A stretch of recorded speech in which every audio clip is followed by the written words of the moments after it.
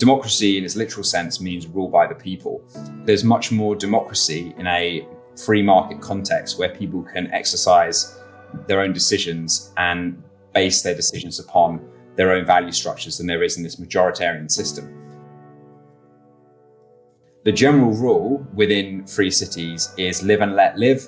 You can do what you want as long as you're not harming other people. We want to have governments that are providing more value to their citizens than they are taking away. The ultimate thing should be that people are free to move to whichever kind of entity treats them best and provides them with the best service.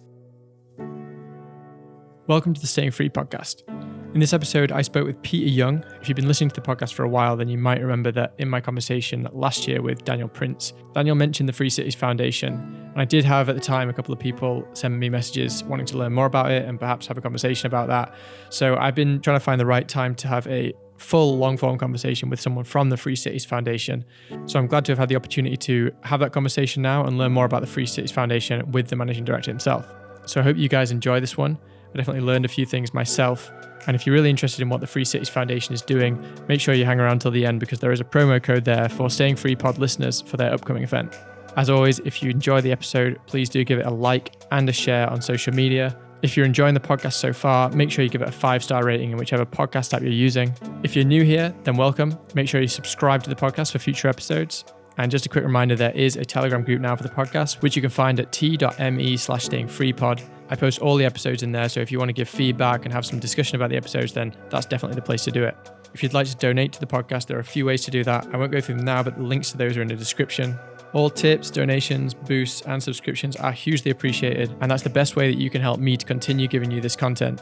But if you decide not to donate this time, please give the episode a share. I'm really trying to grow this podcast, but despite having thousands more followers and Twitter Blue, I seem to be getting just about the same amount of engagement. So anything you can do to try and boost that would be hugely appreciated.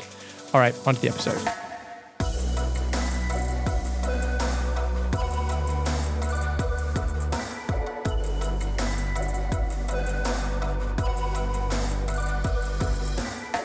So Peter, welcome to the podcast. I feel like this conversation has been coming quite a long time. I think we first got connected several months ago, and we've kind of had it in the making. And as I was saying to you before this conversation, I was talking to Daniel Prince the other day, and he was saying, "Hey, you really should get Peter Young on your podcast to talk about free cities." And I said to him, "Well, he's my next guest." So I kind of feel like this has been waiting to happen. So welcome to the podcast. Do you want to just give my listeners a little bit of a background, firstly just as to yourself, and then we'll go into the foundation and everything you're doing? Sure, yeah. Well, thanks for having me on, Johnny. Daniel Prince is certainly a great connector in the Bitcoin and freedom space. So it's good that he reached out to you as well. So in terms of me, I'm the managing director of the Free Cities Foundation, and that's a not-for-profit organization that focuses on supporting self-governing territories that uphold individual rights and freedoms. I got into this work because I was originally working in China in a more traditional government sector role, and I got exposed to thinking around how societies are governed, how economics should inform our thinking on how we make policy decisions during my time there. And from around 2017, I started getting exposed to more libertarian ideas, particularly the Austrian School of Economics. And I found that the ideas of the Free Cities Foundation, which focuses on devolving power and providing power in a way that's much more aligned to market forces, was in line with what I believed and what aligned to the economic ideas I've been studying. So in 2021, I made a decision to start a role at the Free Cities Foundation, and I've been with them ever since. Okay, nice, yeah. And in terms of the foundation itself, I don't know, were you one of the founding kind of members of the organization, or did you kind of come into it like after some time? I came into it a bit later. The founder of our organization is Titus Gable. He founded a predecessor to what's now the Free Cities Foundation in 2017. And I joined because I got to know one of the previous board members, and he invited me to start off producing some content for the organization and then taking on the MD role a bit later. Okay, cool. So Yeah, I guess this is a good point then to just give an actual primer as to what the key goals of the foundation are, what the foundation's actually trying to achieve. So we see a world in the year 2023 where we're actually quite limited in the number of governance models that are available to the world's population. There are around 200 different countries, which seems like a large number, but most of these countries operate using the same software. They have a government which raises revenue through taxes. Large sectors of the economy are managed through central planning. So most countries have state-provided healthcare, state-provided education. There's a kind of mixed economy model, which seems to be common to most states around the world. And we think that market, which we call the market of living together, the market for jurisdictions and places that people can live, work, and have fun, is quite limited due to a number of historical factors, which mean that countries have converged on the same governance model. So what we want to do as a foundation is shake that up and provide opportunities for there to be more innovation. And we do that by working with small territories that have some degree of autonomy and are looking to use it to advance a governance model that greater supports human freedom. Okay, so you're essentially taking territories of existing states, of existing nation states, and kind of essentially converting a lot of the public sector aspects of the economy into a private economy so that it's kind of self-autonomous. Is that right? So not quite. The thing that's different about our model is that we don't work with existing inhabited areas of land, because one of the things that's really important to us is that our systems are fully voluntary. We are not seeking to go into an inhabited area and impose a system on an existing population. That's not what we're about. But what we do instead is look at uninhabited, generally greenfield sites around the world where there are governments that are looking for ideas, looking for innovative ideas to promote growth, to create jobs, to improve their governance system. And we work with those territories to adopt a more freedom-focused governance model where the focus is primarily on individual rights, protecting property rights, and creating a functioning market system rather than bureaucratically controlling the central levers of the economy. Okay, yeah. I mean, I would say that most governments in the world, they're not philosophically aligned with these kind of ideas that we're talking about, right? I mean, there's very few. I mean, I'm not sure I could name any. I mean, I guess in the Bitcoin community, some people might say that El Salvador is the only country that's really going in that direction of kind of actually recognizing, or I guess moving in a libertarian direction, whereas like most governments in the world are moving in the opposite direction. So what kind of governments have you actually found are supportive of these kind of ideas and these kind of projects? So this is a bit of a tricky thing to talk about because this movement is in quite an early stage, and there's a lot of political sensitivity around trying to work with territory and change the existing governance structure, because we live in a world where there are lots of political cycles and elections, and when a political party is running for office, generally, if they're proposing something big and bold, like creating an autonomous jurisdiction, the opposition party will create a reason to portray this in a negative way so that they have some ammunition for fighting in a political battle. And so for this reason, we have to be quite cautious about what we say in public around the governments we work with. But I can say that there have been existing successes and there are existing projects. The two most notable are in Honduras, and they're called Prospera and Ciudad Morazan. These are existing autonomous special economic zones that were established due to a 2013 law. And that was passed with, consultation with the international community, international thought leaders that were working in the free cities, charter city space. And they were successful in creating these zones. Right now, we are having conversations with other governments, And the regions in which those conversations are going best are Latin America and Sub-Saharan Africa.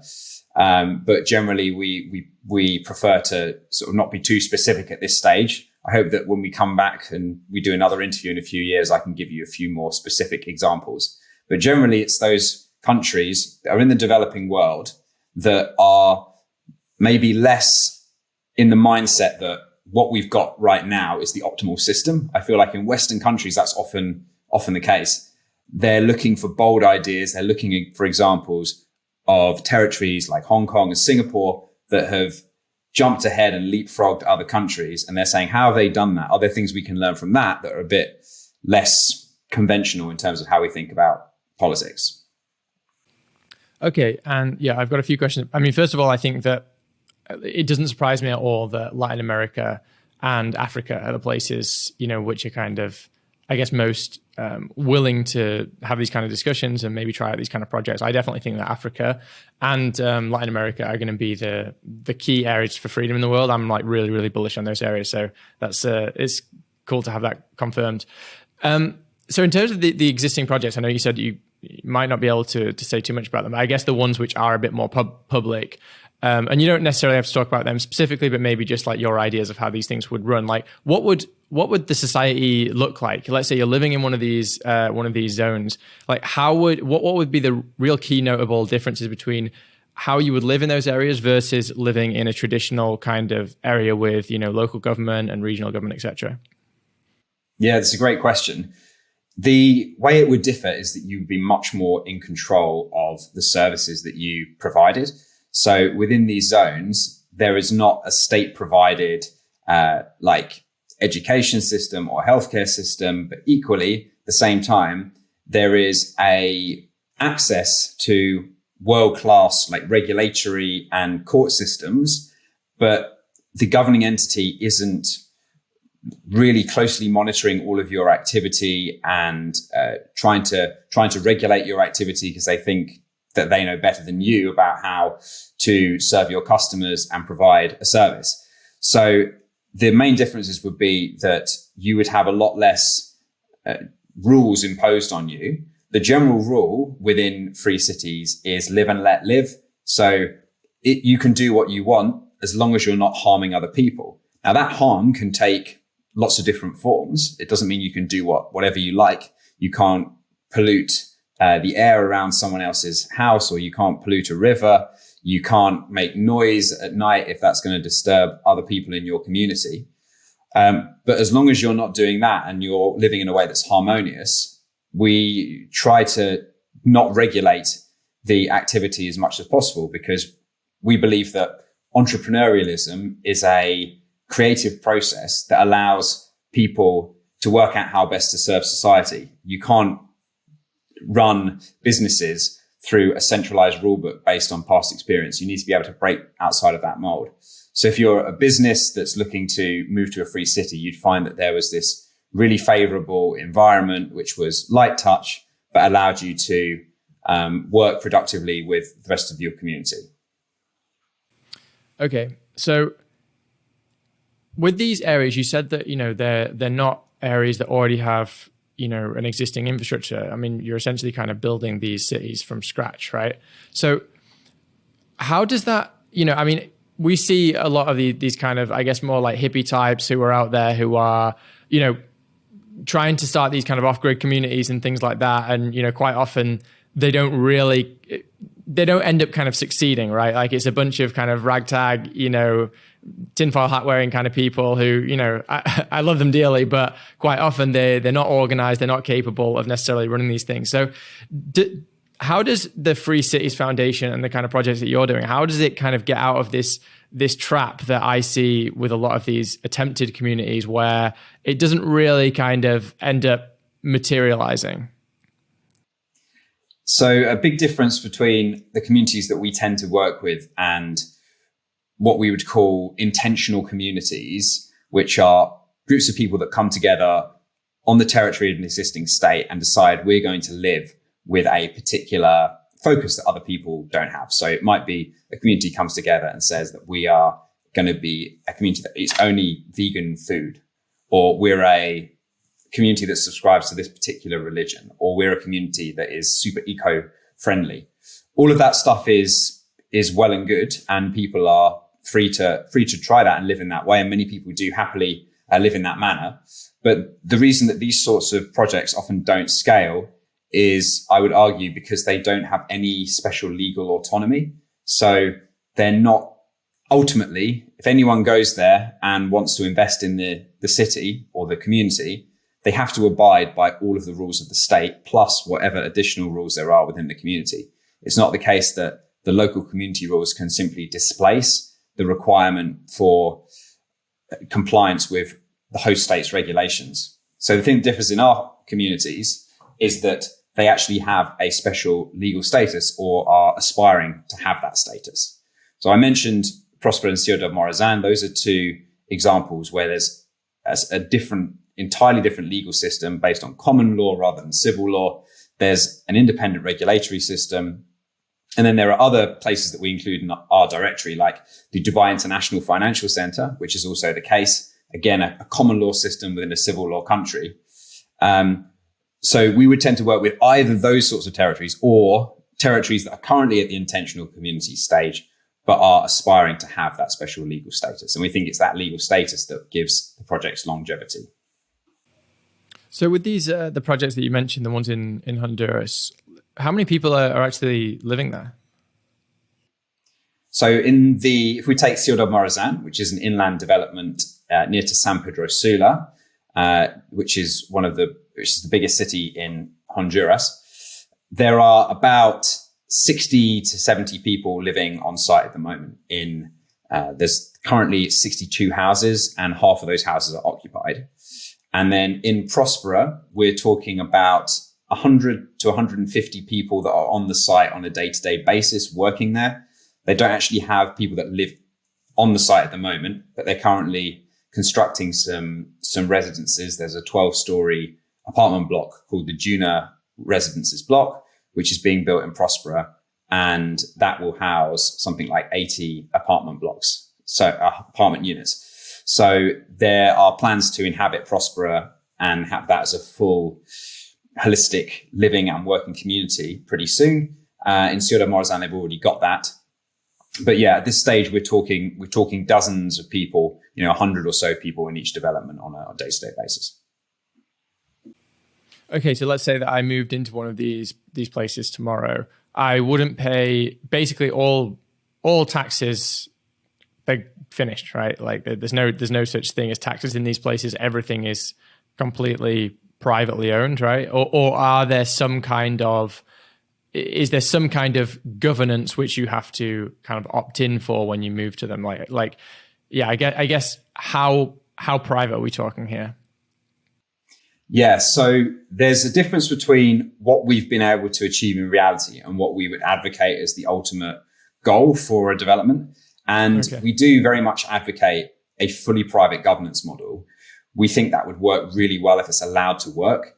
And for people that want to learn more about that, the book to read is our founder's book, Free Private Cities Making Governments Compete for You.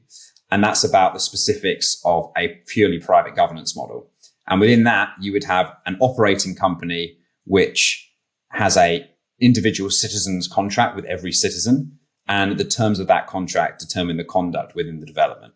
And any disputes between the operator and the citizen, they are arbitrated by an independent third-party court.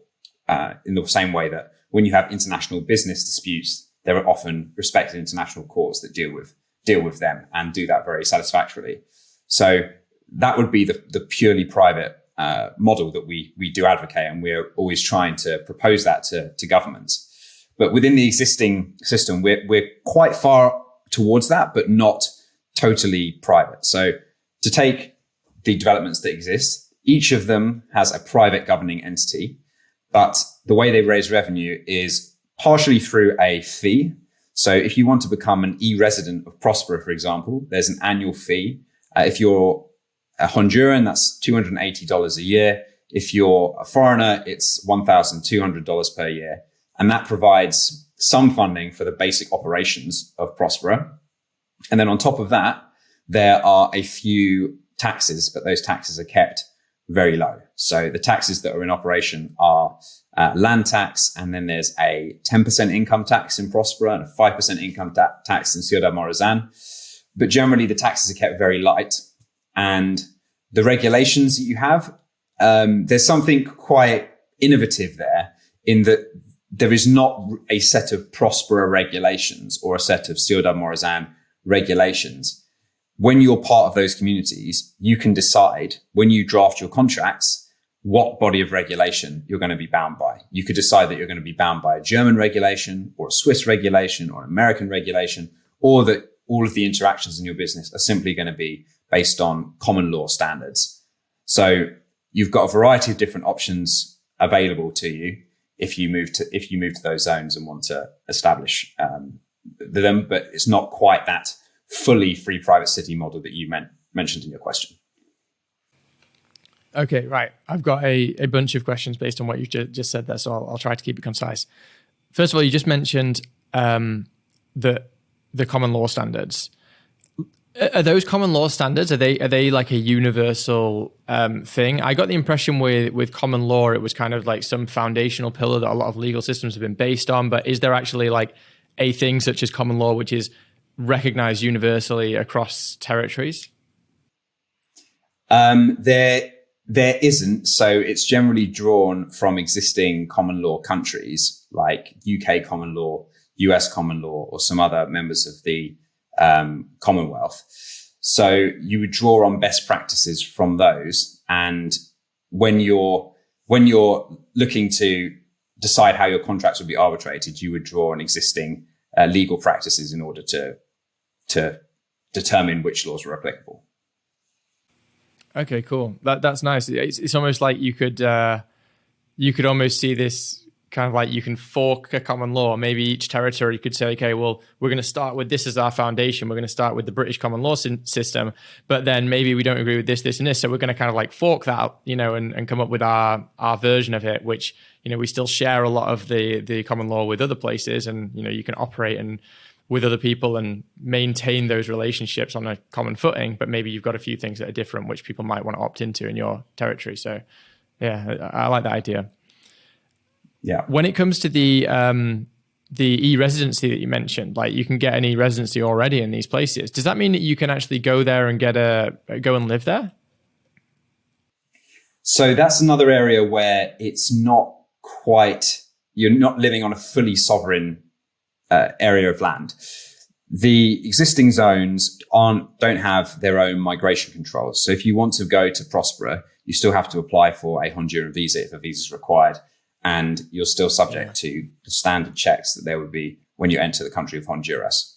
We hope that ultimately that won't be necessary and that we can ultimately have very free, independent territories.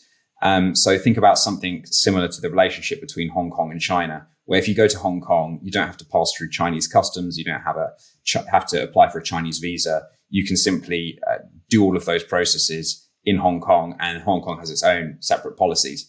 If I go to Hong Kong as a British citizen, I can stay there for up to 90 days without a visa. If I want to go to mainland China, that's a much more laborious process. You're generally limited to 1 month.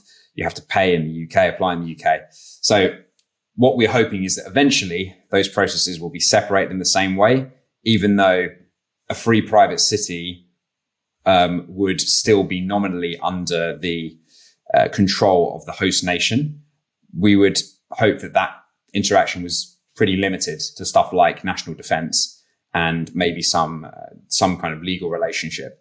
But at the moment, you would have to do all of these migration processes via the Honduran government themselves. Okay, so those taxes that you mentioned, pretty low taxes, but there were some taxes to pay. That would be to the national government. That's not being paid to any kind of local governing body within that autonomous zone. It's being paid to the national government essentially. Oh, so in terms of taxes, no, that is paid locally. That's paid to Prospera. Oh, that's all of it. All of it. It is, and the way in which the local government of Honduras, or the government of Honduras, gains a financial benefit from that is that there is a profit sharing deal. So if the entity makes profits, a portion of those profits then go back to the Honduran government. And that kind of win-win situation is part of the reason why Honduras thought that this would be a good idea. Other reasons being it gets foreign capital into the country, it creates jobs, it creates high value jobs, it stops people leaving Honduras for other countries, which they're currently doing in quite large numbers. So yeah, the taxes are levied locally and largely spent locally, with a proportion of the profits going to the Honduran state to cover things like national defense. Nice. I like that.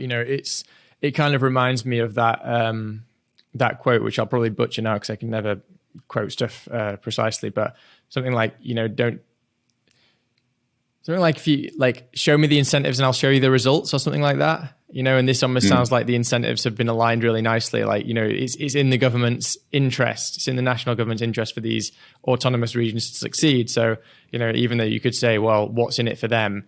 Well, if there's a profit sharing incentive in it for them, then they can try it out. It's almost like a petri dish of, lots of different autonomous zones that can kind of compete with each other, in a peaceful way, obviously. And then, the national government can actually see what works and can take profit from that, which I think is great. Okay, so this actually reminds me a little bit of something I've heard Doug Casey talk about. I know that he might be in Honduras actually. Do you know about that? Honduras. I'm not sure it's Honduras, but perhaps somewhere in Latin America. Maybe I got it. Yeah, okay. I might have got the country wrong, but I know that he said he'd actually talked to kind of heads of government and stuff about people becoming shareholders in the government. So you actually kind of become a shareholder of the government. Is this a kind of idea at all that you've played around with the Free Cities Foundation? Is there any kind of aspect of you own a share in the government, and if you kind of decide to leave if you decide to leave the zone, then you sell your share, you sell your citizenship essentially, and therefore the government has an incentive to kind of keep afloat the actual share price by doing good things. Because I always really like this idea that Doug Casey talked about, and I'm kind of surprised that it didn't seem to take off anywhere. Yeah, so Doug Casey actually gave a speech about this at our conference last year. That's online on our YouTube channel if people want to check that out. And the idea of being a shareholder in your government is something that we've are open to. It's not something we've been able to make a reality yet through any of the negotiations we've had. But basically what we advocate is that there is some sort of profit-focused structure to governance. That might sound quite strange to people who thinking about government and thinking about profit, partly because profit is almost a dirty word these days, because people think about it as kind of extractive or exploitative to make profit. Whereas in the basic economic sense, profit is what happens when you're providing more value than you take away from something. And that's the situation that we want to be in. We want to have governments that are providing more value to their citizens than they are taking away, rather than simply imposing levies on them that they have no ability to reject if they're not happy with the service the government's providing. So there are a variety of different private models that you could have. You could have a more traditional private structure where there are a small group of owners, a small group of private shareholders, and they invest in an entity, and they seek to make profit that way by providing services and charging a fee for them. But equally, you could have something more akin to a workers' cooperative, like the co-op in the UK, where there are multiple owners of a very large number of distributed owners with voting rights across the organization. So either of these could work in principle. I think there are some reasons why, just from a purely entrepreneurial perspective, it makes sense to have fewer decision makers, and then there are other reasons why it would make sense to have people who are living in the city have a personal stake with it. But ultimately, I don't think one's necessarily better or worse. I think it's a market decision, basically. The ultimate thing should be that people are free to move to whichever kind of entity treats them best and provides them with the best service. And it may be that entrepreneurially that's delivered through a narrower governance structure. It may be that there's some role for voting and mass shareholding in that process. Cool. So, I'm just kind of thinking, because you mentioned Hong Kong a couple of times, and you mentioned here as well, like cooperatives and how they function. And Singapore comes to mind as well as another place that has kind of tried, some of these ideas of, very like extremely like limited government, etc. But I guess like to kind of bring out the skeptic in me, even for instance, the foundation of America, like when we had I say we had, not that I'm American or even lived during those times, but when America was formed, the United States was formed. The whole idea was that there was no income tax. Everyone was you kind of own what you had, and it was all kind of free trade. It was essentially it was true kind of capitalism, at least in that very, very initial period. And then over time, kind of just things trended in a different direction. And, America became a democracy, and it was never supposed to be a democracy. America, brought in income tax, etc. And now America essentially looks like any other government on earth. In fact, it's got more government than most nations on earth. And it's more, it's got higher taxes than a lot of places. And now it's not a beacon of freedom anymore in the world. Now, what are how do you prevent places from kind of descending in that way? Because, even with Hong Kong, for example, Hong Kong now is being cracked down by China, and, freedom there, Hong Kong is no longer really a place of freedom. How do you prevent that happening? Is that just, you just hope that you change hearts and minds, or is there something kind of in the fabric of what you're doing that's going to maintain the actual autonomous nature and the actual kind of libertarian nature of these places? Yeah, it's a really good question. And it's one of the things that we have to think very seriously about. I would argue that there is always a tendency for any system to be challenged and to break down. And there isn't any system in the world, even the one we propose, that is foolproof against corruption and reverting to a less optimal way of governing. The thing that I would say differentiates a free private city from a standard nation state is the incentive structure. And I would argue that the incentive structure in a free private city is more likely to provide that long-term stability and the long-term prosperity that we want, and stay true to a more libertarian form of governance. So just to outline what that incentive structure is, in a traditional nation state, you typically have a 5-year election cycle where a political leader is in charge of the entire state apparatus for just a short period of time. And they essentially become a caretaker of a very valuable asset.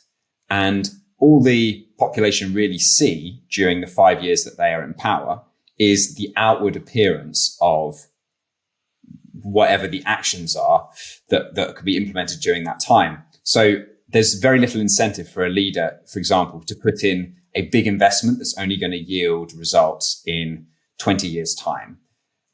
If we make an analogy, so imagine that there is a apartment with an owner, and he's got all of his credit cards, and he hands them off to someone else for a year.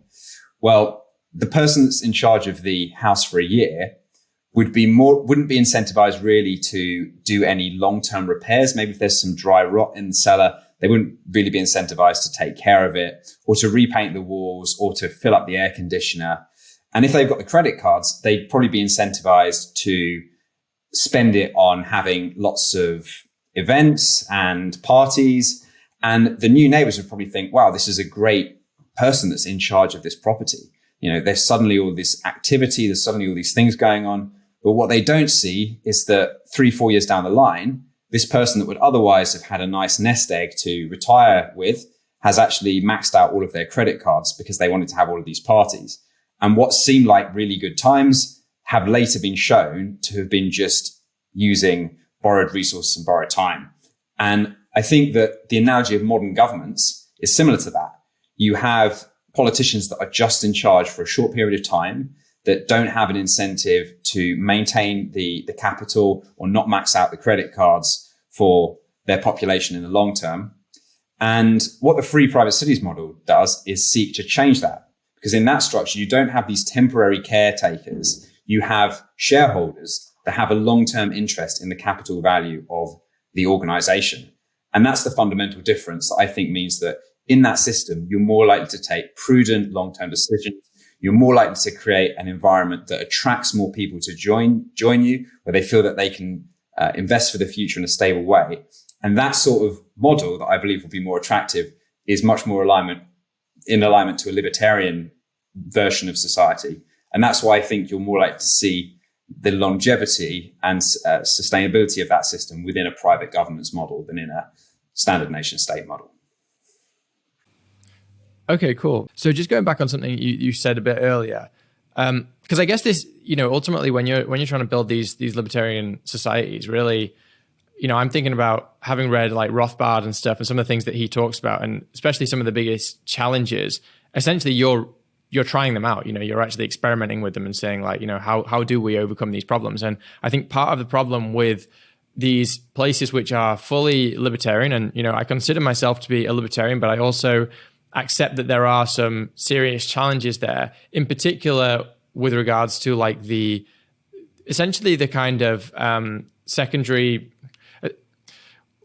I'm not sure exactly like what the term will be, but things like pollution, right? Like pollution is something you mentioned, and you said, well, if someone pollutes, if it's on your own land, if it's in your own territory, that's fine. But if the pollution moves into someone else's territory, into the land they're on, then you're responsible for the cost of that. How do you actually police that in practice? Because this is a conversation that I have a lot, like, with some of my kind of like more left-leaning friends, is that, I'll kind of say, we should be living under, consensual voluntary agreements and things should be private, etc. And they'll say, oh, well, but, what if you've got a factory and you're polluting, and that pollution is not going to stay within this area of land that you're in, it's going to move into other areas. Or, maybe you're putting waste in a lake and maybe you own part of the lake, but you don't own the full lake. Like essentially there are these barriers which are ultimately invisible, and nature doesn't really respect your barriers of what you own. So how do you deal with those kind of problems if you're trying to create these private orientated cities? Yeah, it's a really good question. Again, the simple answer is that the operator of the zone sets the policy on those metrics, and then allows people to opt into that system and ideally exchange rights to all areas of their property, not just the land that they have and the physical property that they have on the land, but also things like the physical space around it. Prosper has actually got a really interesting initiative where they're developing 3D property rights around new developments. So when you move into Prosper, you can choose to buy not just an apartment, but also the air outside of the apartment. And it sounds like a bit of a crazy idea, but when you think about what that means in practice, it can actually prove to be pretty interesting. So for example, you can buy the right to not have drones fly in this area of air around your apartment. You could buy the right not to have any other building built there to preserve your line of sight to the sea. And you can also, this hasn't been introduced yet, but there can also be things about pollution within the air that you buy around your house. Now, this is a very experimental solution at this stage, but it is a potential solution to how you deal with those problems. Like, what if certain particulates are making their way into someone else's airspace? But ultimately, there would have to be a decision from the central decision maker, either to say, above this threshold of, say, nitrous oxide, you have to ask permission or buy permission to pollute over a certain level.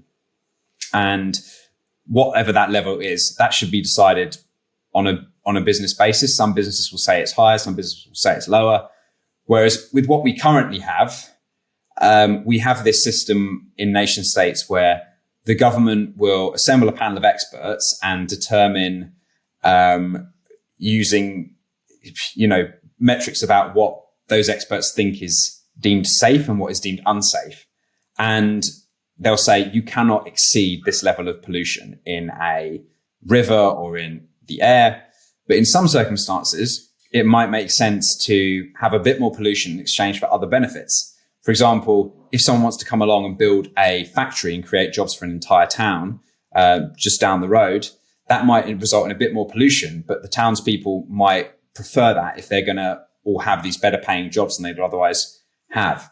So what our system does is it tries to allow entrepreneurs to set their own thresholds and then trade the rights to those thresholds so that there can be a market driven solution, rather than say, we're going to assemble a panel of experts and decide on what is basically an arbitrary level and then stop people from going above that across the entire area, regardless of circumstance. Yeah. I mean, I love all these ideas, and I like the fact that all of these kind of intricate problems are being thought about. My kind of niggling concern is that if you had, for instance, these systems, and you've got a system, like you're suggesting, where we have regulations even on things like the amount of nitrous oxide in the air, etc., and then you have to kind of judge where that boundary is, in a 3D space, etc. My concern is that there might be a tipping point by which the bureaucracy of that actually becomes more than the bureaucracy of a traditional government, where you do just have a bunch of people around a table essentially just saying, look, we're going to just blanket say you can't pollute this much. We're going to blanket make these decisions. You almost, I wonder whether like all of this is possible with a certain availability of technology, but not before that, like whereas before that, it might just be bureaucratically not practical. Yeah, it's certainly plausible that a much simpler way of doing it is preferred. But the key thing is that within a free private city, the governing entity sets the rules and people can decide if they want to opt into those rules or not. Sure. And different cities can try with different thresholds and find out which ones work better in terms of attracting more people and which ones don't. Whereas right now, you've got these huge territories and standards are often internationalized. So they're the same across, for example, the entire European Union. And then you can't really compare like for like how much damage are these policies doing versus how much benefit they're creating.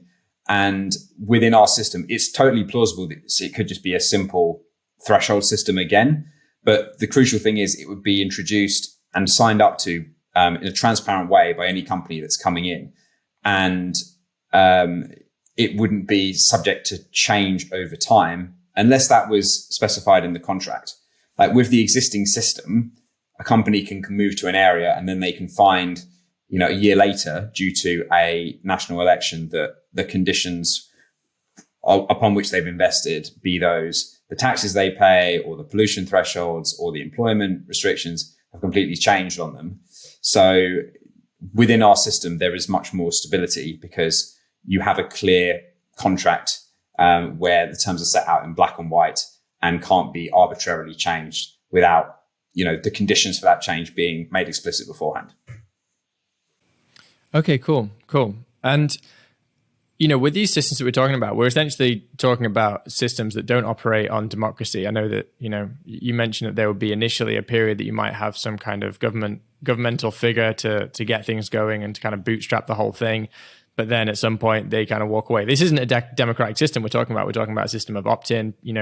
Everything's privately run. You come in, you pay for the goods and services, etc., and it's voluntary, which I like. But and obviously this also was essentially how Hong Kong was as well, right? It's still how Hong Kong is today. It's still how Singapore is today. So you can have very, very successful advanced economies without democracy. In fact, I would say there's either no relationship there or possibly even democracy is a hindrance to that. So personally, for me, I have no problem with saying, democracy is a hindrance to those things and that having a place without democracy is okay. But I know that that's not palatable to most people. So I'm wondering how the average person has kind of taken on these ideas, people who aren't in this circle of libertarian thinking and Austrian economics and stuff.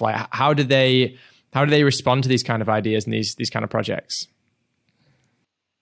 Yeah, so just the first thing to say about democracy is that I think we should kind of claim this word back, or not allow this word to be associated purely with the kind of majoritarian, first past the post, partisan system that we currently have in most Western developed countries. democracy in its literal sense means rule by the people. And I would argue that the people are much more in control of the policies of the entity they're working with in a private context than they are in a public context. If I'm someone, for example, that is a huge supporter of the Green Party in the United Kingdom, which has probably single digits national votes across the whole nation, I can keep voting every year for green policies, but my vote doesn't count for anything because I haven't swung the party within my individual constituency to the one I want. You have this strange system in majoritarian political systems whereby people can cast a vote and the vote is weighted the same no matter what, regardless of whether someone feels really strongly about the outcome or is indifferent. The vote counts in the same way. And it's very unlikely that you're going to be able to sway the outcome of your individual seat one way or the other. And so I would argue that in that system, large swathes of the population are not empowered, and that's not really democratic. You want people to be in control. Whereas when it comes to private companies, if I'm someone that wants to go out for dinner and I don't like the way that restaurant staff are treating me, I can simply go to a different restaurant.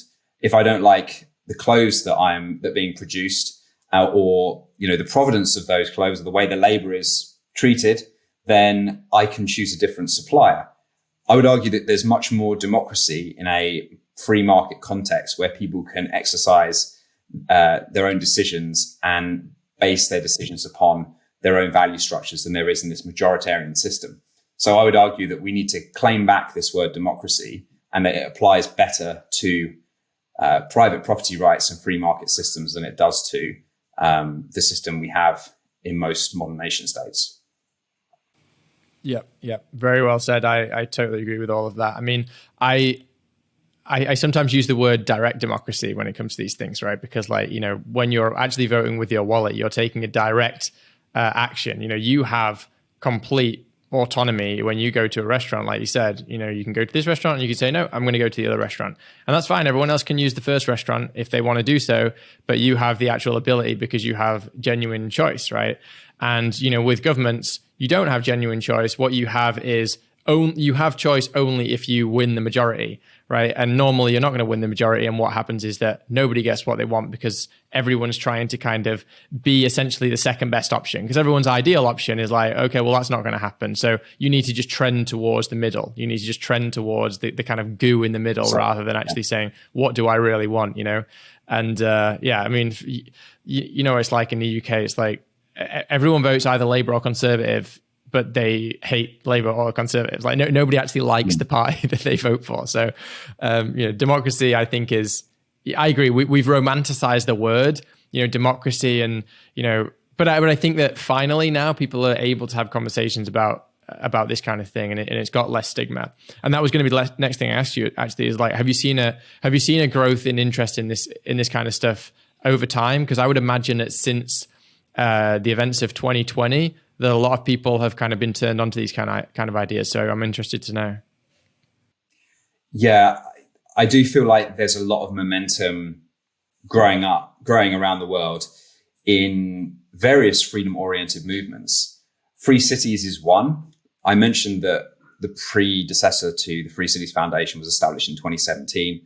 Back then, there were 0 Free Cities projects. It was a purely theoretical notion with no physical instantiation.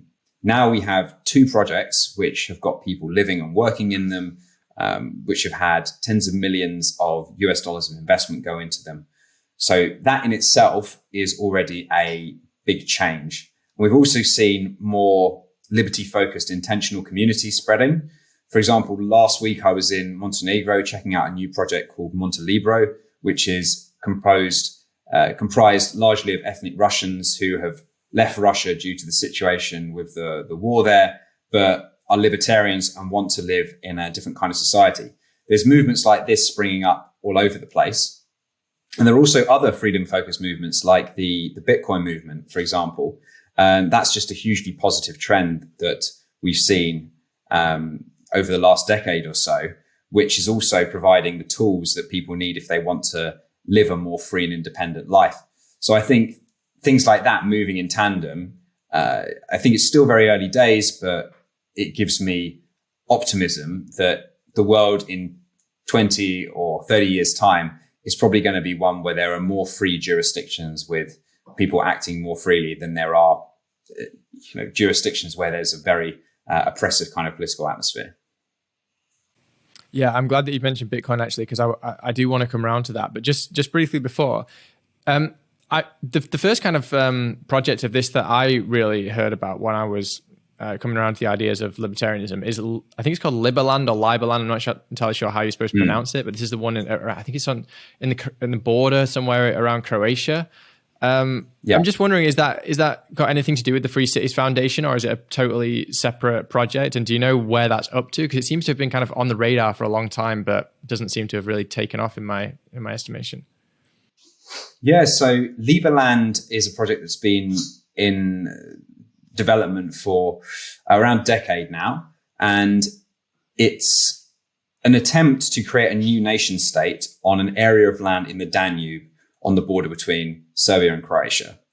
Essentially, what happened is the Danube shifted its trajectory due to changes in the flow of the river, and an island was created. It's actually quite a large island. It's larger than Monaco and Liechtenstein, for example, but it's an area which there was ambiguity around, because previously the border between Serbia and Croatia was simply defined by the path of this river. When the river changed, the question was, does the extra bit of territory go to Serbia or to Croatia?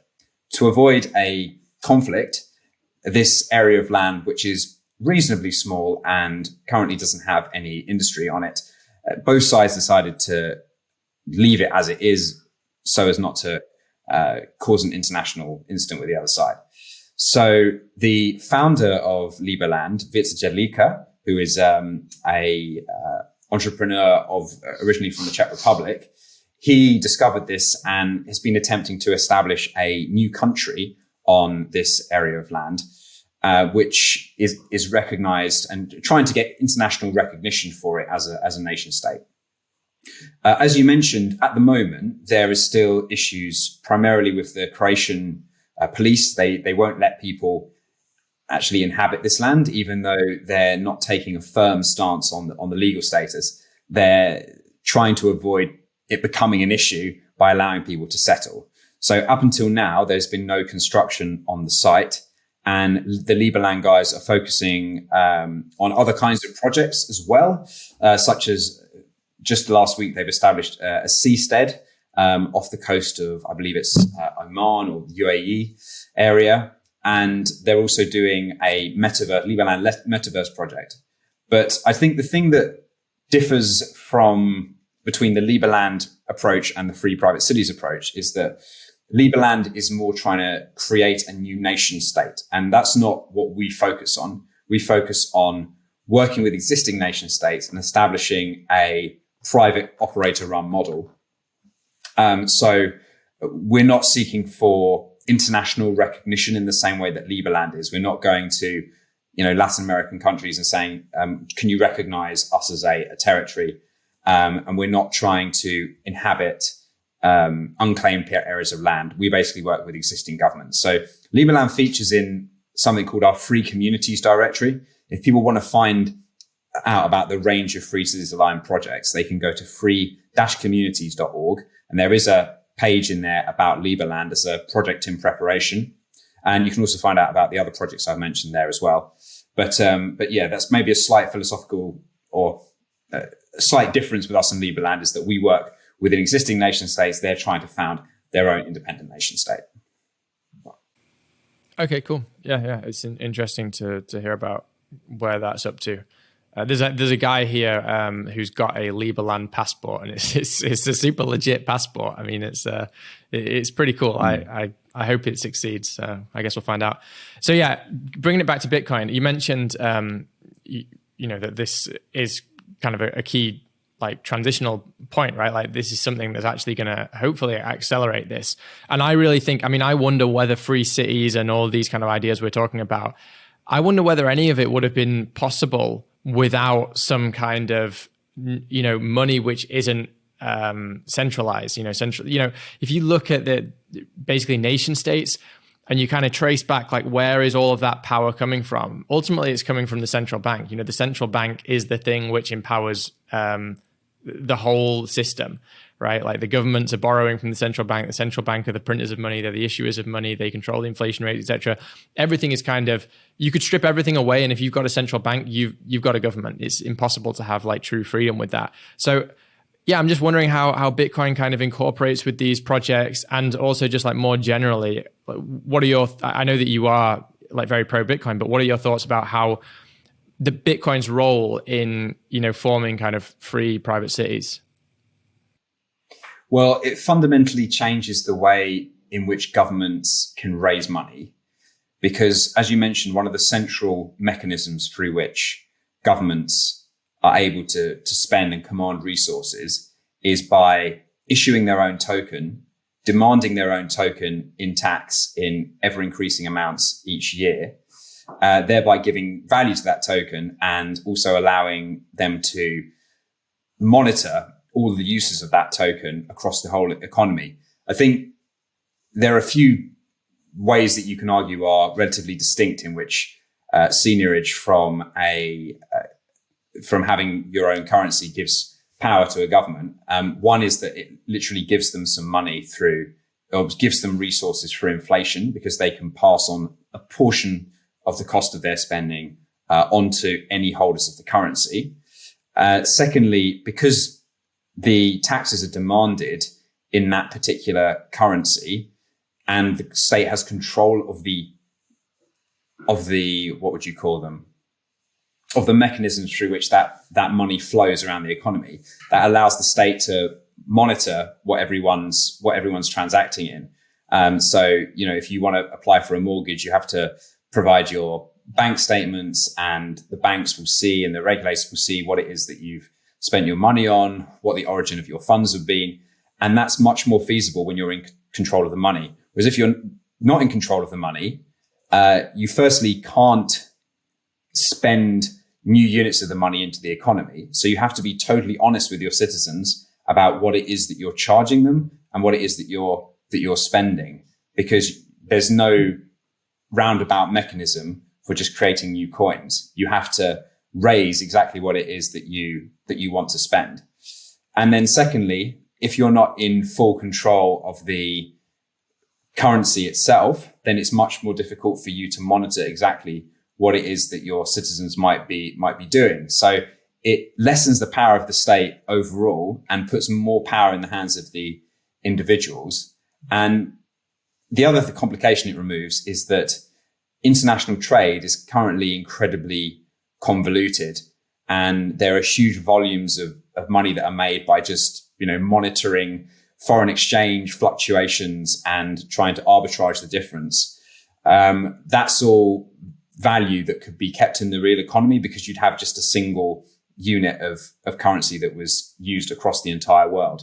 So there are many different benefits that I think having a single form of hard money that can be transacted easily across space, that preserves its value across time, would bring to a world. And I think it's particularly important where you have lots of different entities with their own governing structure that need to cooperate. That system is just, it's just not feasible to have individual currencies at that level. So I think Bitcoin provides a very elegant technological solution to that problem. And with the existing projects that you've got going, has Bitcoin played a part in those specifically? So Bitcoin was made an equivalent to legal tender in Prospera a bit before it was made officially legal tender in El Salvador. So in a sense, Prospera was the first jurisdiction in the world to make Bitcoin a kind of currency that was equivalent to legal tender. The reason I'm saying using that language is that they didn't want to mandate it as a means of paying taxes. They don't like mandates. They like voluntarism. So if some people are not into Bitcoin, you don't want to say to a business, you have to pay your taxes in Bitcoin, or you have to accept Bitcoin if that's something you don't want to do. El Salvador did decide to make that decision on paper at least, although it's not really enforced. So I think some of the criticisms that people have of El Salvador of, they're forcing Bitcoin on the population aren't really valid, because no one's ever been arrested for not accepting a Bitcoin payment in El Salvador. I still think in principle, though. I still think in principle they should not mandate it. I agree with you. They're not really enforcing it, but I still think that it shouldn't even be on paper. I would actually agree with you, although I make that sort of with a bit of a heavy heart, because I think it is amazing what's happened in El Salvador since the introduction of Bitcoin as legal tender. The fact that it's now being used not by any means the majority of people all the time, but by a significant minority, it's now starting to be used. And I'm sure that wouldn't have happened as quickly if they hadn't introduced Bitcoin as legal tender. But in general, I am pro voluntarism and pro people being able to make their own choices. So perhaps there were other ways that you could have introduced those benefits without having a mandate. But yeah, this is the approach taken by Prospera. They didn't have a mandate. They said that within our jurisdiction, Bitcoin transactions are not taxed in any special way. That Bitcoin's equivalent to any other currency you want to use. So we're not going to monitor the US dollar price of your Bitcoin and work out whether you need to pay special capital gains fees on it. It's just treated as a usual currency. And I did that, as I say, before any other jurisdiction in the world. So in that sense, they were leaders in introducing Bitcoin. And they've also got some exciting new activity. The first time I visited Prospera was 2021, and there was not really any Bitcoin stuff there. But when I went back last year in November, they built a brand new Bitcoin center, and I met some of the members of staff there that are training local businesses in how to use and accept Bitcoin. I believe they provided training to 40 businesses within the Prospera area on how to use Bitcoin. And there are big summits going on there. I think there's a fintech summit happening this month in Prospera. So there's lots of Bitcoin related activity that seems to be attracted to these jurisdictions. Yeah, that's great. That's really great to hear. I mean, the other thing, I think that Bitcoin ultimately is going to turn the world into a bunch of private cities essentially anyways. I just don't see how governments are going to be able to weather that storm that's coming essentially. Even just little things like the fact that right now governments, they can kind of tell how much you're earning. They just go to the bank and say, we think this person isn't paying their taxes. And then, they can get a list of everything you put in the bank. And it's very hard to essentially keep your money hidden from the government. And especially as we're going cashless, it's going to get increasingly hard. But imagine the amount of chain analysis the government is going to have to try and do if you go and pay your barber or whatever, and you say, I want to pay you in Bitcoin, and he spins up a Bitcoin wallet, and then you pay him in Bitcoin. Like, how is the government ever going to know? I mean, it's such a private technology. I know that people have their criticisms about the privacy, but my kind of thesis has always been that as time goes on, it's going to become more and more private, because if it's used as a transactional currency increasingly, people aren't just buying it on exchanges. Right now, the main reason that you get Bitcoin, or the main method you get Bitcoin, is you go on an exchange and you say, here's my ID, here's my passport, here's my driving license. And then you buy the Bitcoin, and then, they report that to the government, et cetera. Just like a bank would, it's a financial institution. But when it's being used as a transactional currency, all that goes away. Whether that's kind of using it on a main chain or whether it's using it on the Lightning Network, you could just spin up an address and you can get paid, and the government has no idea. And eventually they're going to find it, that taxing people's income is going to be pretty much impossible, because you're going to have no idea. Someone can just report whatever income they have. The government will have no idea what it is. So I think everything's going to trend in that direction. So, eventually these governments, if they're going to try to still, get income tax and things like this, well, they're going to have to spend so much money on doing chain analysis, which is going to be ultimately futile. They're just going to dig themselves into a ditch, right? Whereas if you're a free private city and you don't have income tax, you're not going to spend all that money. It's just another of the competitive advantages I think you're going to face. So, are you going to benefit from? Yeah, I agree that it's going to be increasingly difficult, and it's going to force governments to think about raising revenue in a alternative way. It is a bit weird how we currently do it. we have an incredibly complicated system of taxation where you have, value-added tax, income tax, sales tax, land tax, corporation tax. There's a variety of different metrics, and what you end up getting taxed at in the end seems to be, pretty arbitrary. If you are a larger entity in any complex system, you can hire experts who can navigate that system and result in you paying a very low amount of tax if you need to. So you've got, on the one hand, that system that's going on, and in future, I think that governments are going to have to say, it's more, the system is more like a rental agreement, the same that you have if you rent an apartment. The landlord doesn't say, well, what's your salary? I need to take 10% of your salary. If you get promoted, I'm going to get more money from you. They say, you're getting a specific service, which is use of this apartment for a certain period of time. There are rules associated with that. You can't play your guitar at 3 a.m. on full volume. You can't litter in the local area. You can't have a barbecue on your balcony. There are certain rules. They're written in black and white, but this is the fixed cost. And I think governments are going to have to operate in that way a bit more, which I think would make a lot more sense, especially with all the controversy that there is around immigration. Some people say we should have a much more open immigration policy. Some people say less. But if you had a system where the government was in control of the fees that they charge, and there was a simple process that said, if you want to move to this place, this is the basic fee. And then as long as you obey the rules, you're not going to get any special help from the rest of the population in terms of subsidies or handouts or any kind, but you are free to operate here and provide services and be part of the community. Then I'm sure there will be a much more harmonious relationship in countries, because everyone would be contributing to a certain extent, and also there would be clear rules that people would either sign into or sign up to or not when they were making a decision about moving to a country. Yeah, I love that.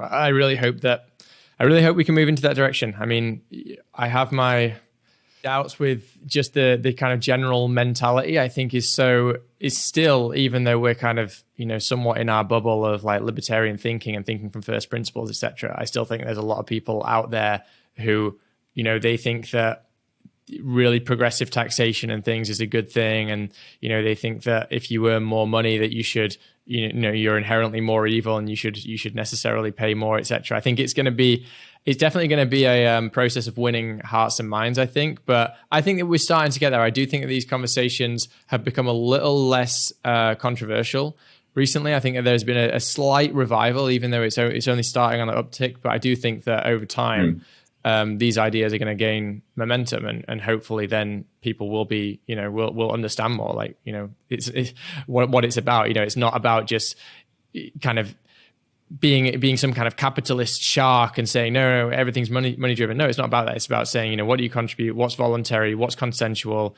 And operating your society based upon those principles, starting there.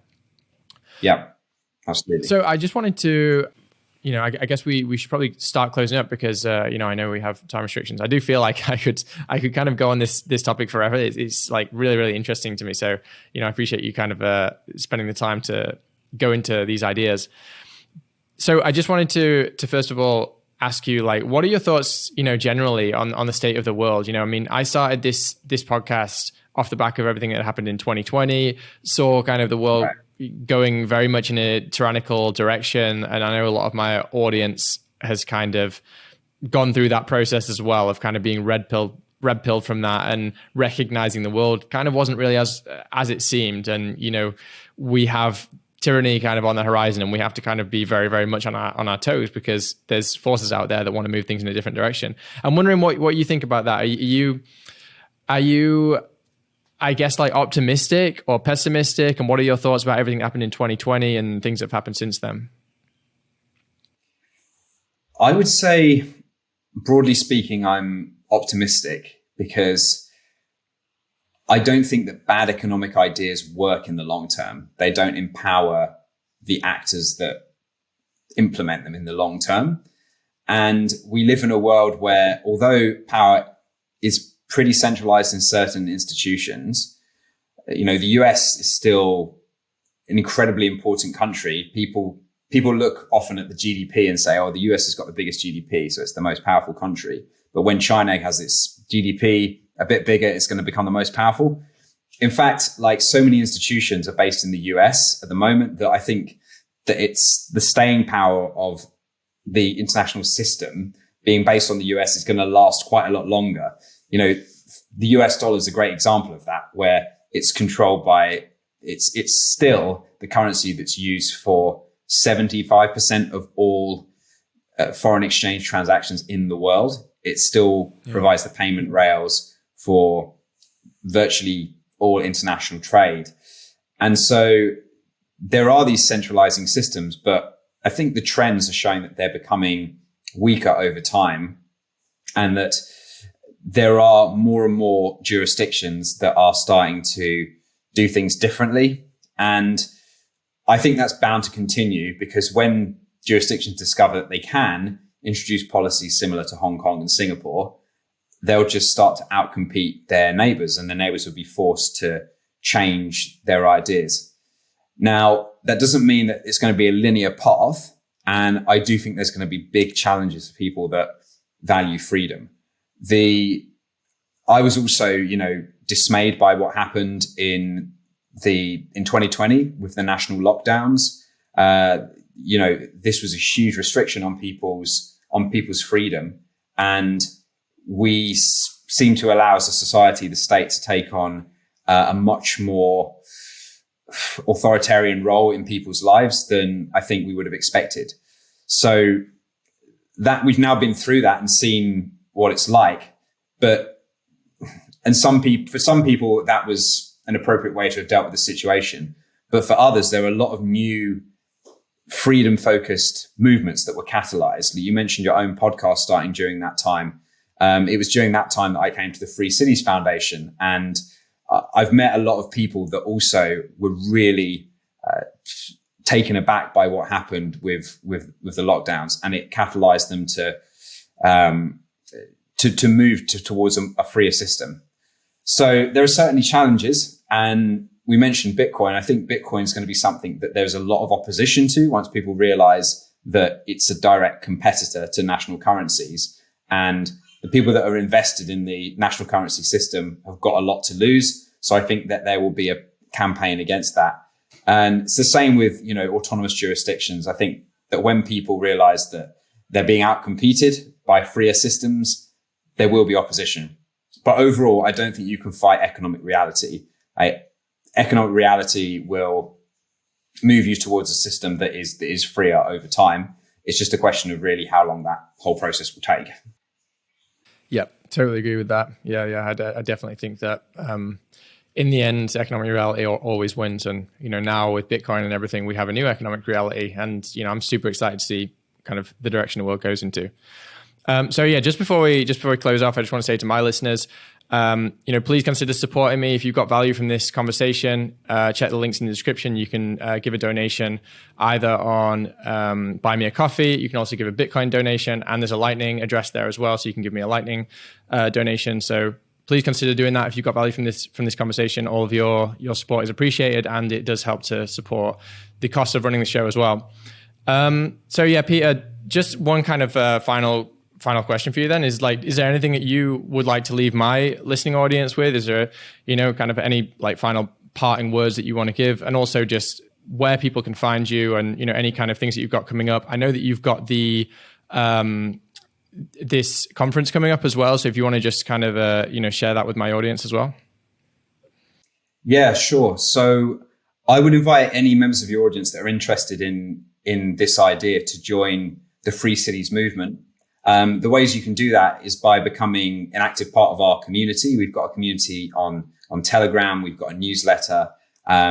We run an annual conference, and the next one's coming up in October. That is the place where, if you're interested in finding out what Free Cities aligned projects there are available across the world, so you might want to find out what's happening in Europe, what's happening in Africa, what's happening in North America, then once a year, everyone comes together in Prague and they will showcase what they're doing and what opportunities there can be. So if you're someone that's thinking, okay, I might go and visit a free city just for a week to see what it's like, to see whether this is, a cool place to hang out. Or if you're someone that's seriously thinking, look, I'm not too happy with the way my country is going now. I really want to consider, finding a second home or entirely relocating to a new place. Then I'd recommend coming along, because this is the best place to hear from the horse's mouth what opportunities are available.